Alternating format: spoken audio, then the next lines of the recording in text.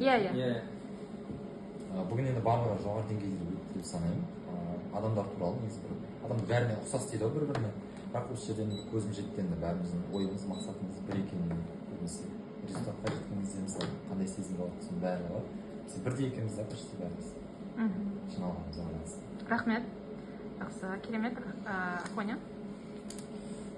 Бүгінгі тақырып жаңағы адамдардың мінез құлқы деген маған өзіме жақын тақырып болды. Яғни жаңағы соңғы ойында адамдармен әңгімелесу барысында өзімді психолог ретінде сезініп, кішкене адамдарды бір-бірінен ажырата білдім.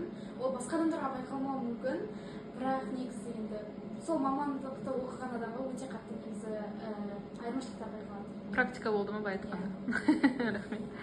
Келесі, Нұрлан ағай. Так, бүгінгі Speaking Club'тың кездесуі жақсы деңгейде өтті деп айта аламын. Осындай түрлері шыққан бір үлкен бір форумда маңызды бір шешім атқарған сияқты.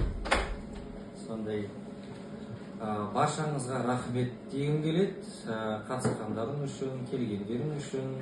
Енді осы жалпы қазақ тілін дамыту жөнінде былай сыйластықпен немен көзқарастардың әртүрлі, бірақ та бір жиынтығы бар да осында.